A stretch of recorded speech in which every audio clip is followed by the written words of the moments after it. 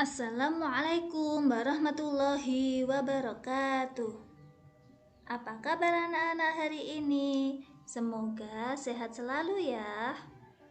Alhamdulillah, hari ini kita bisa berjumpa kembali pada mata pelajaran Akidah Akhlak kelas 4 dengan tema beriman kepada Nabi dan Rasul Allah.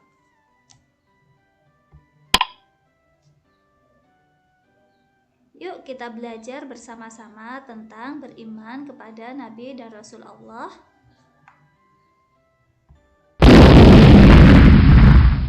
Nah, berikut tujuan pembelajaran kita hari ini.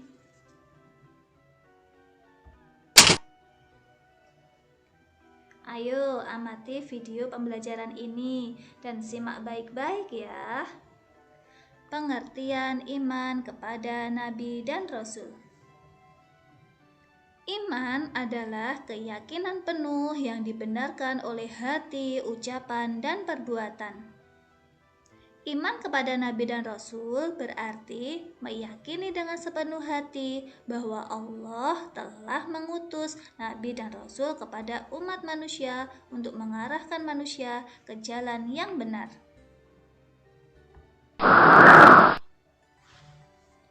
Nama-nama Nabi dan Rasul. Anak-anak, Nabi dan Rasul yang wajib kita imani ada 25. Nah, iman kepada Nabi dan Rasul merupakan rukun iman yang keempat. Ayo, siapa yang sudah hafal nama-nama Nabi dan Rasul yang wajib kita imani? Nah, sebelumnya, agar kita lebih mudah menghafal, yuk kita nyanyikan bersama-sama. 1, 2, mulai. Adam, Idris, Nuh, dan Hud, Soleh, Ibrahim, dan Lut, Ismail, Ishak, Yakub, Yusuf, Ayub, dan Syuaib, Musa, Harun, Zulkifli, Daud, Sulaiman, Ilyas, Ilyasa, Yunus, Zakaria, Yahya, Isa, dan Nabi Muhammad. Mudah sekali kan untuk menghafalkan nama-nama Nabi dan Rasul? Cara beriman kepada Nabi dan Rasul. Berikut cara beriman kepada Nabi dan Rasul. A. Mengetahui riwayat kehidupan dan ajaran yang dibawanya. B. Membenarkan berita yang disampaikan pada Rasul. C. Mengamalkan syariat yang dibawanya. D. Mencintai dan membela para Rasul. E. Meneladani akhlaknya. F. Menghidupkan sunnah Rasul. G. Memperbanyak sholawat atas Nabi Muhammad Sallallahu Alaihi Wasallam. Rasul Ulul Azmi. Ayo, siapa yang tahu apa Ulul Azmi itu? Ulul Azmi adalah sebutan Rasul yang memiliki keteguhan hati luar biasa dalam menjalankan amanat dan kerja keras dalam berdakwah, sehingga dapat melalui cobaan yang dihadapi. Nah, kelima Rasul tersebut antara lain 1. Nabi Nuh alaihi salam, 2. Nabi Ibrahim alaihi salam, 3. Nabi Musa alaihi salam, 4. Nabi Isa alaihi salam, dan 5. Nabi Muhammad sallallahu alaihi wasallam.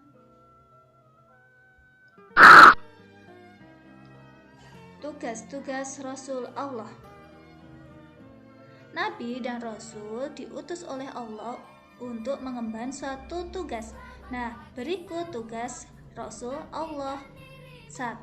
Rasul memiliki tugas untuk menyampaikan wahyu Allah kepada manusia. 2. Membawa berita gembira atau peringatan kepada umatnya. 3. Mengajarkan agar umatnya hanya menyembah Allah dan bertakwa kepadanya.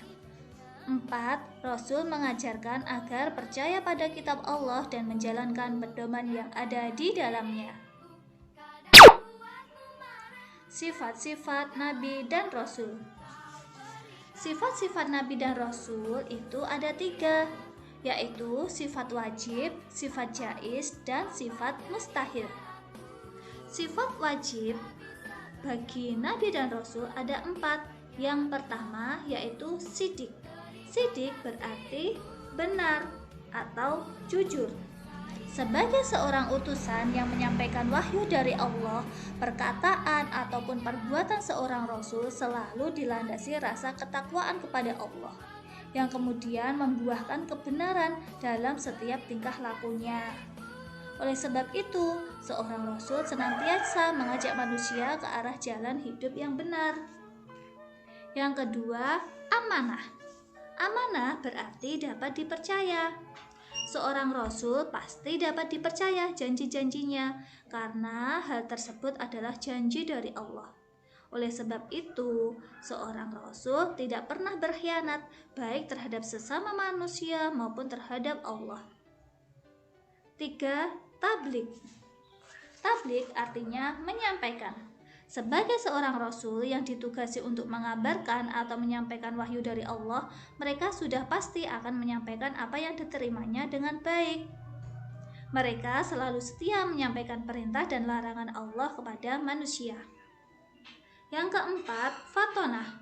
Fatonah berarti cerdas. Seseorang yang dipilih Allah sebagai utusannya sudah pasti seorang yang pandai, cerdas, dan cakap dalam memimpin umatnya. Sebab memberikan pengertian kepada orang awam sangatlah sulit, maka diperlukan sebuah pemikiran yang cemerlang dan bijaksana. Sifat jaiz Nabi dan Rasul.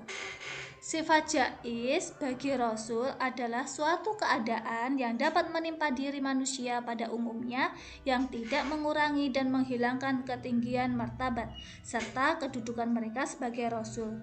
Para Rasul tetap membutuhkan makan, minum, tidur, merasakan sedih, gembira, dan sakit seperti manusia pada umumnya. Kemudian sifat mustahil para Nabi dan Rasul. Yang pertama, kizib. Kizib artinya dusta.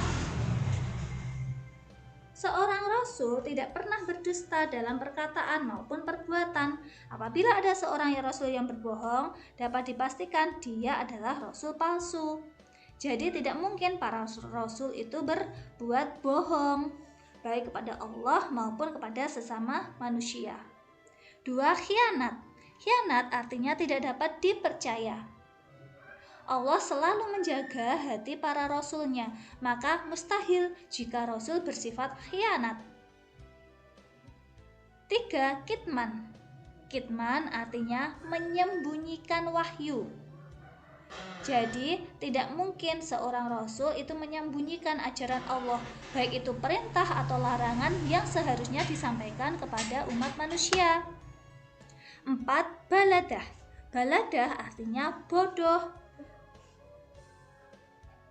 Para rasul tidak mungkin bersifat bodoh, karena sifat bodoh atau pelupa tidak pantas dimiliki seorang pemimpin atau penuntun umat yang seharusnya menjadi teladan.